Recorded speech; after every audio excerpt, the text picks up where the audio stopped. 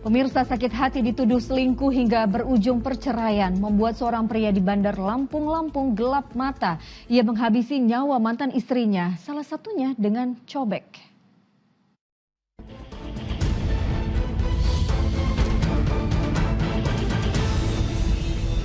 Bapak Polsek, jalan. Coba warga diam. Pelaku sakit hati karena dituduh perselingkuhan. Silakan, kalau pelaku masih ada di dalam, silakan diri. Kami dari Polres Bandar Lampung. Penangkapan pria di sebuah perumahan kedamaian asri Mandiri Bandar Lampung 1 November 2025 lalu mengungkap pembunuhan terhadap wanita dengan luka di sekujur tubuh. Tangan kau keluar dua-duanya. Ayo. Saya pastikan keselamatan kamu. Ayo, nyerah aja kamu, nyerah. Ya, pria yang diduga sebagai pelaku pembunuhan tercium keberadaannya saat polisi sedang melakukan olah tempat kejadian perkara di rumah korban. Kala itu pria berinisial BN sedang bersembunyi di sebuah kamar untuk hindari kepungan warga yang mendengar teriakan korban setelah pembunuhan terjadi. Karena kita lihat di lokasi tidak ada kerusakan, kita perkirakan pelaku masih ada di dalam TKP atau dalam rumah. Kita cari lagi, ternyata pelaku nyumput di kamar belakang di bawah dipan spring bed. Satu, kami polisi melindungi. Pisau lepas. Usai drama penangkapan yang berlangsung sulit, pria dengan sebutan Ayung itu akhirnya menyerahkan diri ke polisi.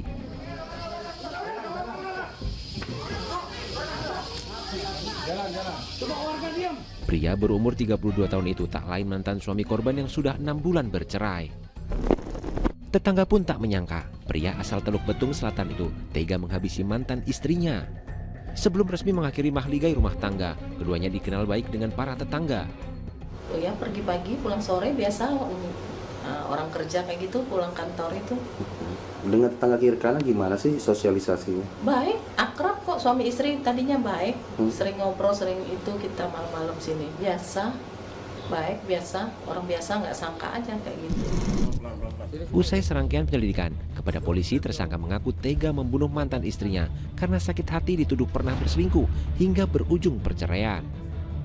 Emosi tak bisa dikendalikan usai tuduhan dirinya berselingkuh malah diunggah ke media sosial milik korban.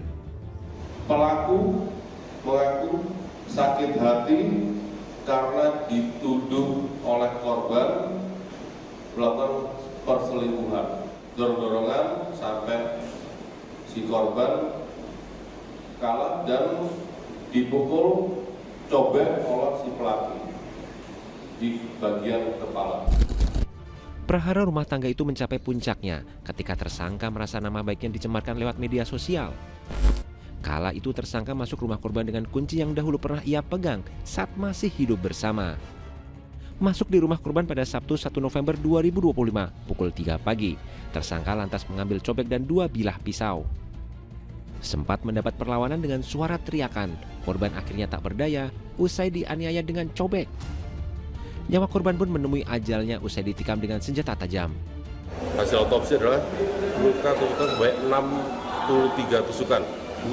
Jadi hasil otopsi juga korban meninggal akibat luka tusuk yang diberikan. Kini tersangka hanya bisa menyesali perbuatannya karena dijerat dengan pasal pembunuhan berencana dengan ancaman hukuman penjara seumur hidup ataupun pidana mati. Tim Liputan melaporkan.